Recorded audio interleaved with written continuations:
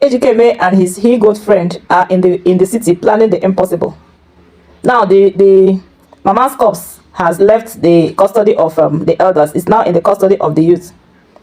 And the only thing that his he-goat friend can suggest to him is to go to a spiritualist that will do what exactly? Is it to incapacitate the youth or the village or the elders and whisk away mama's body or what? I don't understand what the spiritualist is going to do for them. And as if that is not enough, they have even gone to see the spiritualist, and the spiritualist is wise enough to tell Ejike that he will not dabble into, a battle that doesn't concern him. He even lectures Ejike to understand that there is something called culture, people's way of life, the way they eat, the kind of things they eat, the kind of life they live, their celebrations. In Igbo culture, we celebrate when somebody is born, we celebrate when somebody dies, we celebrate so many transitions, when promotions, when you go from one stage of life to another, when you get married and all of that. So, and every culture has their way of doing things. In Igbo land, there is a way to bury the dead, and Ejike is trying to turn it upside down, and he's expecting the elders to dance to his tune because he is courageous billion. The Igbo culture has nothing to do with how much money you have. We respect the dead members of our society in Igbo land. Yes, our ancestors, our dead people are the dead members of our families, of our society. We don't do away with them. We are called them respect, because in the course of our lives, we will have reasons to, consult them when things become difficult, and, there is always the need to consult our ancestors, to consult our dead people, because they are the dead members of society, and they have a role to play in our lives. And then, I don't understand the slaps, Ejike slaps Muna slaps Ejike, and Chinwe slaps Ejike.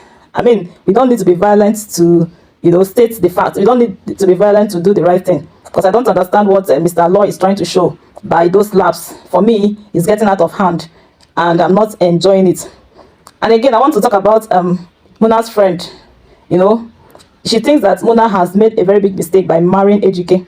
To her, Ejike is not a good man. Ejike has become stubborn to a fault. And she reminds Muna that she warned her not to get married to Ejike. Remember when Ejike hit Muna for the first time, and her friend told her that this is a sign, you must not get married to Ejike. But she insisted. Now she's consoling herself by saying that she has been called to solve problems. And her friend is telling her that yes, as you go on in life, challenges come, problems throw themselves at you. But that is not the reason you should go and hijack another person's problem and put on your life. It's as if that Mona has just, dabbled into Ejike's problem and is beginning to weigh her down, because Ejike will not listen to a good counsel. He will not listen to a good advice. And I remember even when he was playing the role of Vivian's husband in another wrong marriage, Ejike would never listen to a good advice. But I think that Mr. Aloy is using Ejike to represent some people in our society that will not listen to good counsel. All they listen to is a particular friend that doesn't mean well for them. So I believe that those people will, identify themselves in the character of Ejikeme and make amends. Yes, because when things go wrong, it affects every member of the family.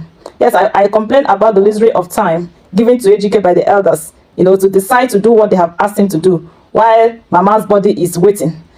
Now, Chinwe has, confronted him with that fact, giving him 1 week to make up his mind and do what the elders have asked him to do, or face the consequences. So I'm glad that Ejike has just 1 week to do what the elders have asked him to do, so that we can get on to other things. Because I was thinking that one of the dead can come in the middle of the night and give him a very hard knock, so that he will know that this is not a joke, it's a serious matter. Well, I'm talking about Mr. Aloy's Where We Got It Wrong. This is episode 23 and 24. Remember to like, share, and subscribe as Mr. Aloy and his crew keeps, putting out the movie. We will continue to bring reviews and comments to you. Thank you, and God bless you.